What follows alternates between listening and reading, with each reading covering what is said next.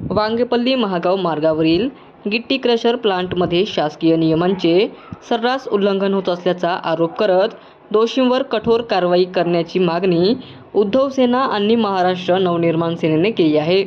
या प्रकरणी अहेरीच्या उपविभागीय अधिकारी तसेच अप्पर जिल्हाधिकारी अहेरी यांना संयुक्त निवेदन सादर करण्यात आले असून 7 दिवसांत कारवाई न झाल्यास उपविभागीय कार्यालयासमोर दिवसभर फटाके फोडून तीव्र जनआंदोलन छेडण्याचा इशारा देण्यात आला आहे।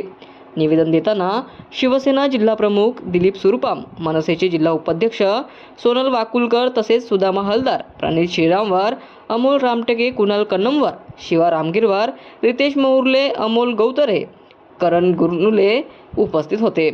महसूल प्रदूषण नियंत्रण मंडळ, खनिकर्म वनविभाग आणि कारखाना निरीक्षक यांच्या संयुक्त पथकाद्वारे अनेक मागण्या करण्यात आलेल्या आहेत।